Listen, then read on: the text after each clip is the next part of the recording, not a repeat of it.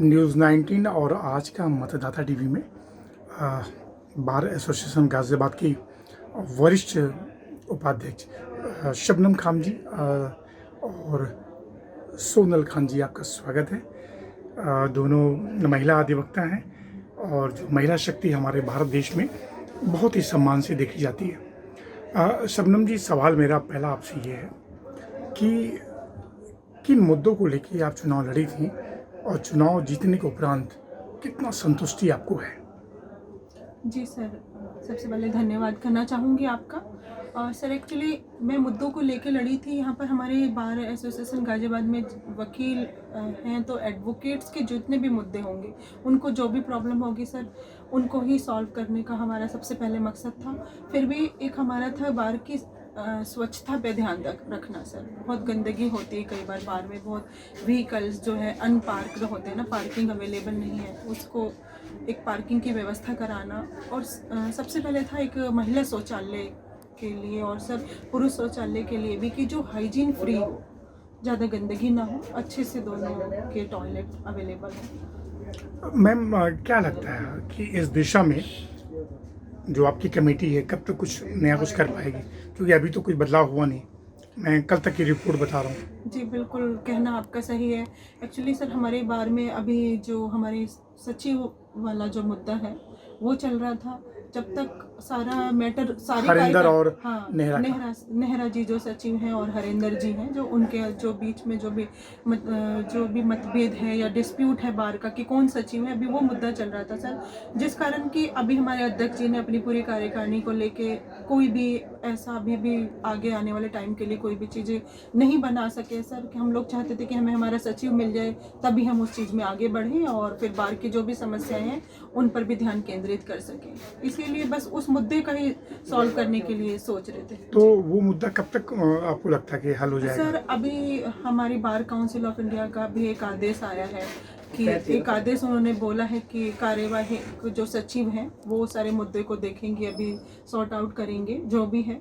और जब तक हमारे सचिव नहीं मिल जाते सर, तो उसके बाद हाँ, गति तब थोड़ी तक दिखाई वो देगी। रहेंगी। और उसके बाद ये है कि अब अध्यक्ष जी और हम सब लोग अपना मिलकर जो भी सारे कार्यकारिणी है, सारा काम अपना आगे शुरू कर दिया हम लोगों ने सर। जो भी बार की प्रॉब्लम है, जिन अधिवक्ताओं की समस्याएं हैं, अध्यक्ष जी हमारे जा रहे हैं, देख रहे हैं सर, और हम सब भी सारे एक साथ होकर उन चीज़ों को सॉल्व करना चाहते हैं सर। समझी, तकरीबन 25 वर्ष आपको हो गया प्रैक्टिस में। जी आपको लगता नहीं कि जो कानून व्यवस्था है उसमें बुनियादी बदलाव की आवश्यकता है? हाँ सर, मुझे 24 साल पूरे हो चुके हैं, 25 साल स्टार्ट हो गई है मेरी।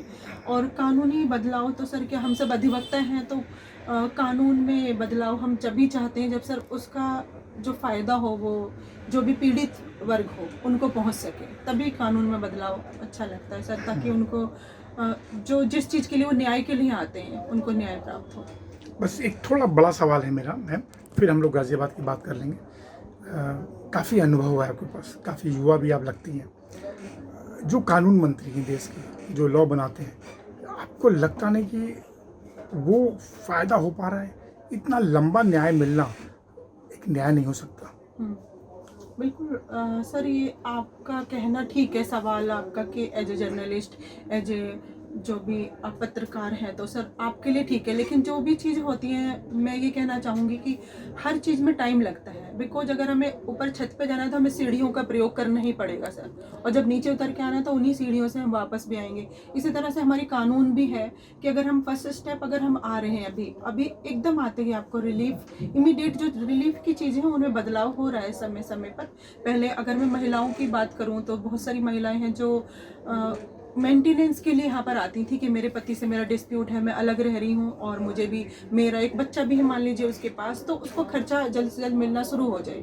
वो यही उम्मीद लेके आती है कि मुझे एटलीस्ट मेरे पति का डिस्प्यूट जब सॉल्व होगा इमीडिएट एंट्रीम रिलीफ मुझे कुछ मिलने लगे। तो सर वो कहाँ जो कानून में बदलाव हुआ और जहाँ पे ज़रूरत समझी कानून में बदलाव की, वो में बदलाव हुआ और उसको बहुत जल्द से जल्द हमारी कोर्ट डिसाइड करती हैं। और जो महिलाओं का जो अंतरिम भरण पोषण है और बच्चों के लिए उसके एजुकेशन के लिए, ताकि वो बच्चा स्कूल जाने योग्य अगर हो जाता है तो उसको भी वो रिलीफ मिलना शुरू हो जाए।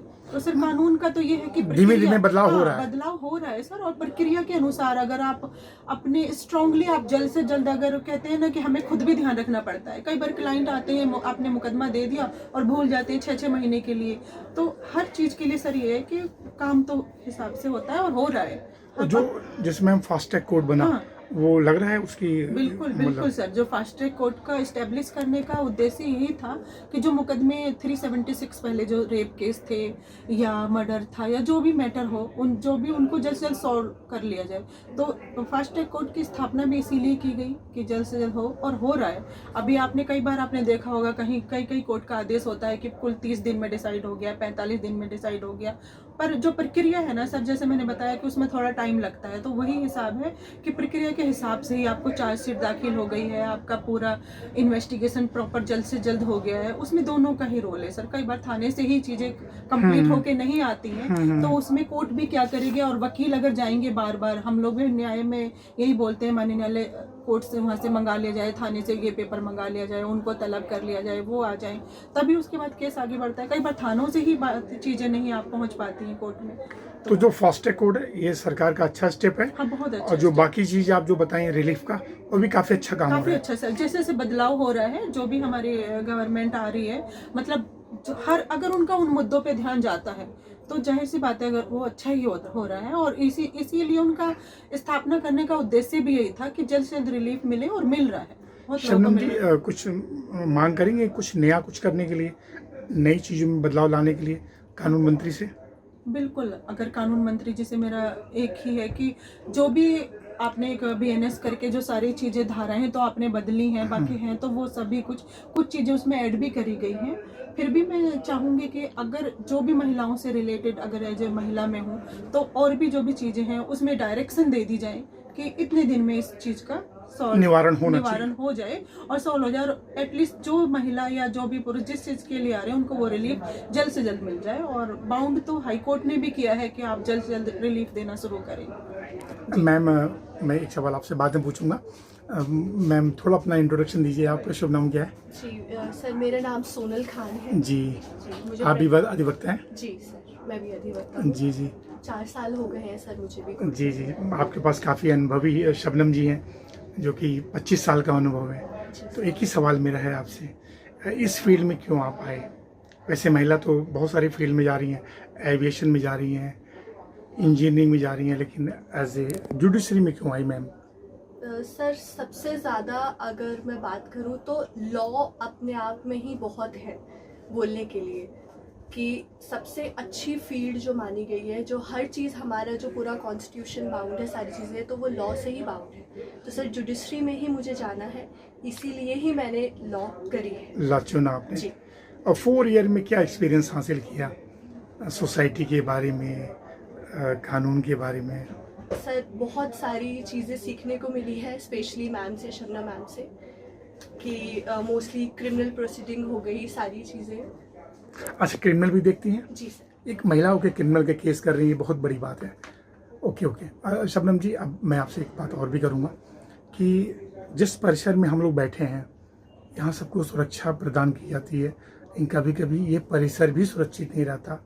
तेंदुआ आ गया था, आप लोग की कुछ मांग थी, क्या उस पर बदलाव हुआ?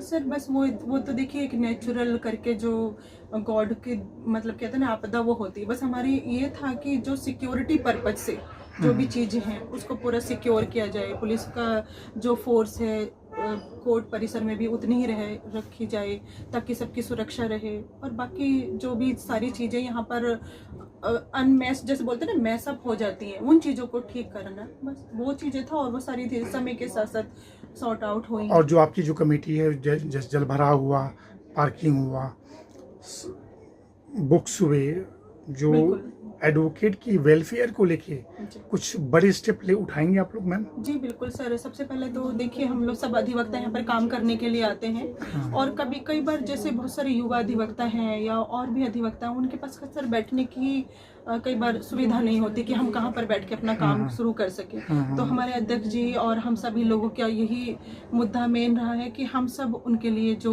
चैम्बर है अवेलेबल उन्हें करा सकें और पार्किंग की सुविधा वो ठीक हो सके ताकि हमारे व्हीकल सबके ठीक से पार्क हो सके। और सबसे बड़ी बात सर, जो सबसे पहले प्रायोरिटी में मैंने हमारी कार्यकारिणी की जो फर्स्ट मीटिंग हुई थी उसमें जो हमारे अध्यक्ष जी थे दीपक शर्मा जी, उन्होंने सबसे पहले यही मुद्दा रखा कि सबसे पहले मैं लाइब्रेरी को बढ़ाना चाहूंगा ताकि और बच्चे आए। लाइब्रेरी अपडेट नहीं है। हाँ, अपडेट हो जाएगी सर। अब की बार ई लाइब्रेरी करके हम लोग सारा चीजें, सारी बुक्स को हमने मंगवाया है सर कि बहुत बड़ी लाइब्रेरी बने और जैसे जुडिशरी वाले बच्चे सोनल जैसे हैं और भी बच्चे, तो वो कहीं बाहर ना जाके वो यहाँ पर अपनी पढ़ाई भी कर सके। हाँ, और थोड़ा सा जल भराव और ये सब देखिए बिल्कुल हर चीज पे ध्यान जाता है कि ताकि उन चीजों को, नालियों की व्यवस्था हो और पानी का निकासन ठीक से हो जाए ताकि समय समय पर सर वो जैसे टाइम टू टाइम काम आता रहता है, तो उस टाइम को उस तरीके से करना हमारा उद्देश्य रहेगा कि वो सारी प्रॉब्लम हमारी धीरे धीरे खत्म कर सके। शबनम जी, इस बार मतलब इतिहास में मतलब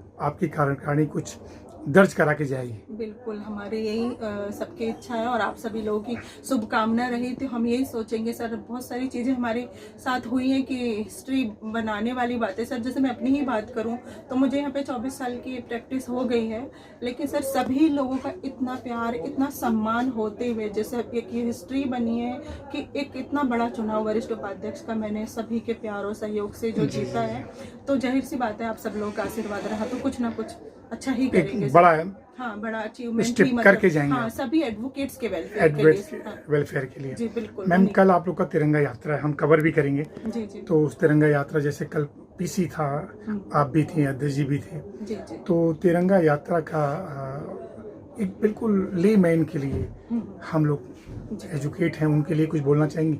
बिल्कुल सर, देखिए तिरंगा यात्रा अब तक हम लोग स्कूल में, फिर धीरे धीरे हमने कॉलेज में, वो भी कॉलेज में छुट्टियां पड़ने लगी और अभी भी अगर हम लोग कहीं इनवाइटेड होते हैं तो वहाँ देख के ना मन में बहुत एक जोश उत्पन्न होता है और लगता है कि हाँ ये हम सबको भी करना चाहिए। तो हम सभी एडवोकेट्स का भी एक ये है कि 3 साल हो गए सर इसको, विष्णु जी हैं, गौतम त्यागी जी हैं, विकास जी हैं, सभी लोगों ने मिल के एक तिरंगा यात्रा करके 3 साल से ये कार्यक्रम बनाया इन्होंने और सभी एडवोकेट्स के लिए सर।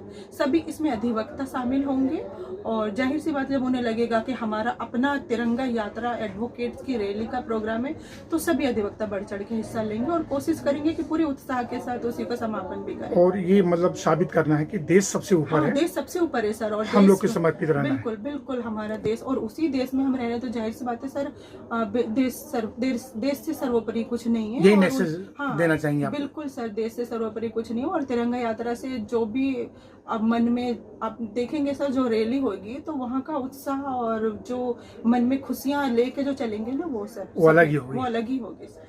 मैम, शुभकामना देना चाहेंगी 15 अगस्त के लिए? सोनल जी, देशवासियों को क्या बोलना चाहेंगे? 15 अगस्त की शुभकामना बोल दीजिए। जी सर, सभी को 15 अगस्त की बहुत बहुत शुभकामनाएं। जी जी। शबनम जी, आपकी तरफ से भी मैं सुनना चाहूँ? मेरी तरफ से भी और सभी को बहुत शुभ हो। 15 अगस्त को घर घर तिरंगा कार्यक्रम, तिरंगा फहराएं और तिरंगा यात्रा में भाग लें सभी लोग और अपने घर पे जाहिर सी बात है सब लोग एक तिरंगा लगाएंगे तो वही वाली भावना हमारी फिर से उत्पन्न हो जाएगी जो हम बहुत टाइम पहले स्कूल्स में और होता था कि हाँ आज हम जाएंगे वहाँ पर जनगण मन बड़े उत्साह के साथ गाते थे, वही सर अभी भी हमारी भावना। शबनम जी, सोनम जी, बहुत बहुत धन्यवाद। फिर किसी विषय पे हम बात करेंगे लेटर ऑन। बहुत बहुत धन्यवाद सर, आपका भी बहुत धन्यवाद, आपको भी बहुत बहुत शुभकामनाएं। Thank you ma'am, thank you.